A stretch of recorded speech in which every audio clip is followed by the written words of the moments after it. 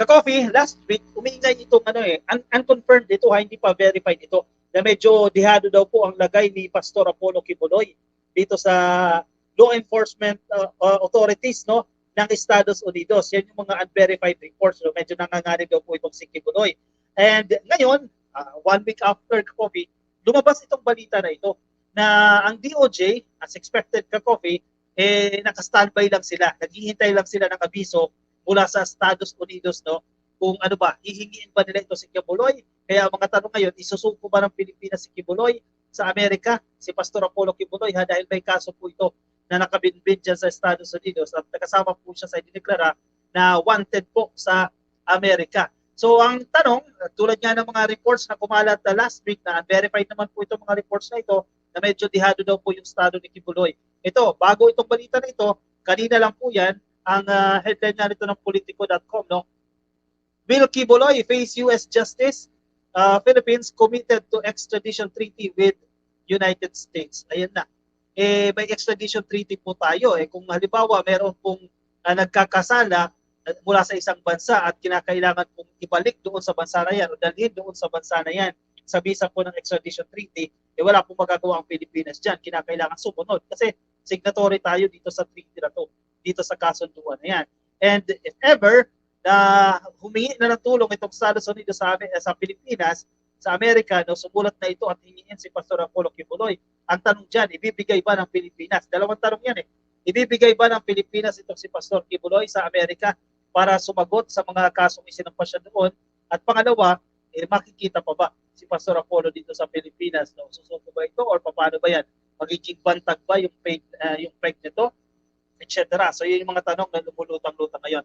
Anyway, sige, pag-usapan natin yan kasi sa balitang ito, parang sinasabi na noon pa man, isang posisyon ng Pilipinas pagdating sa extradition treaty, no, sa Estados Unidos.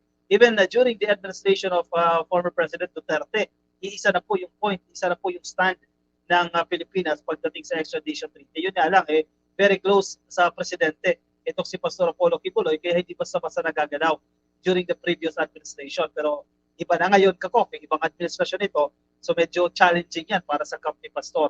In a consistent posture spanning 2 administrations, the Department of Justice has committed, nangako po o nagko-commit ang DOJ na makikipag-cooperate po sila sa United States kaugnay po sa kaso laban kay Kingdom of Jesus Christ founder and televangelist na si Apollo Kibuloy.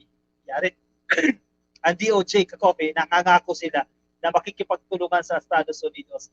DOJ Secretary Jesus Crispin Remulla stated back in December 2022 that the Philippines will abide by its extradition treaty should US seek to extradite Kibuloy. Again, wala naman tayo magagawa dyan. Regardless kung sino yung nakaupo dyan, si Crispin Remulla man nakaupo dyan, o kung sino man pong Department Secretary ang nakaupo dyan, meron tayong extradition treaty. We have to abide, we have to follow yung mga indikasyon, ng mga provision na nakasaad doon sa kasunduan dito sa treaty na yan, or else violation niya sa kasunduan.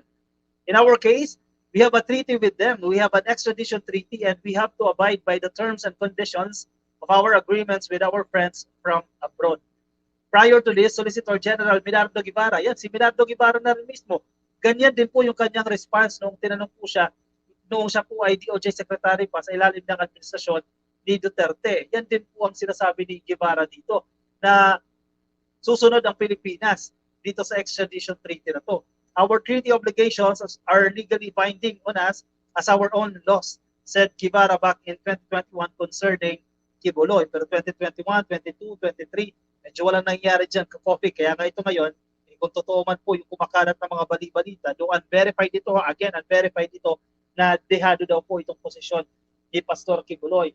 Noong 2021, the US DOJ announced that Kibuloy and 2 others were charged in court in count 1 of the superseding indictment, which alleges that sex trafficking conspiracy. Medyo mabigat kasi itong kaso na ito na isinampa sa kanya dyan sa Estados Unidos, and each charge in at least 3 of 5 substantive counts of sex trafficking by force, fraud, and coercion.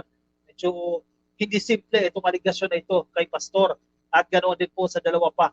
Subsequently, the US Federal Bureau of Investigation o FBI, yung katumbas po, counterpart po yan ng NBI, ay inilagay po si Pastor Kibuloy sa kanilang wanted list. Definitely, hindi ito makakapagbiyahe, no?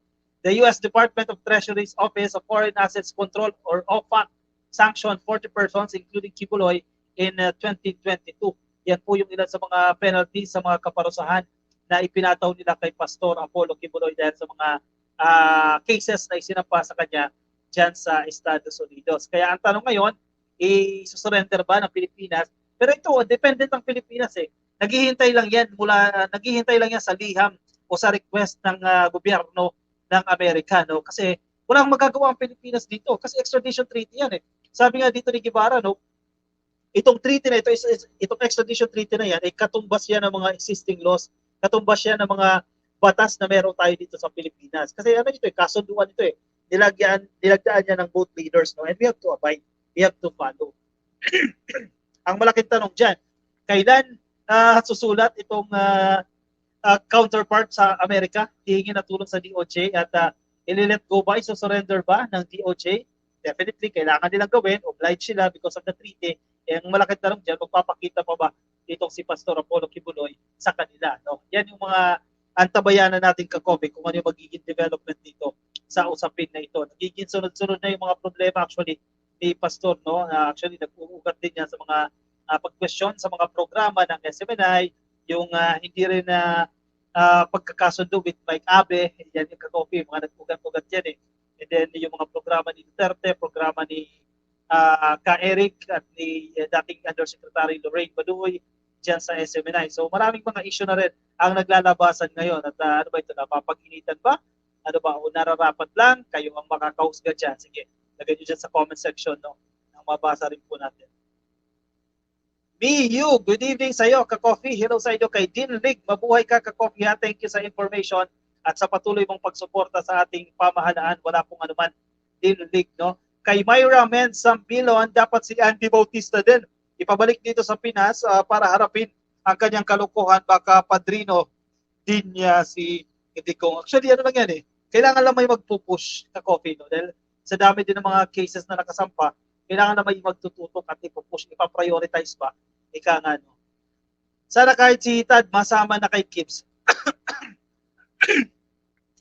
Hindi natin alam. Nora Elong, hindi yan magpapadakip. Lalaban yan gamit yung mga baril na kinuha ni Digong. May private army yan kasama si Digong. Nora Elong. Ayun, di ba nagsabi niyan? Nora Elong. Possible, no? Aqua B, so 2 BFF, Kips and Baudix, both internationally accused. Same feather, flock together daw. Lorenzo Di Castro, good evening, Ka-Coffee. Tanong ko lang, may mga ideya ba mula kay Rizal na makikita EDSA Puera commercial? Mula kay Rizal, wala ako napansin. No? Siguro kailangan natin ulitin, Ka-Coffee, para makita natin. Pero wala ako napansin.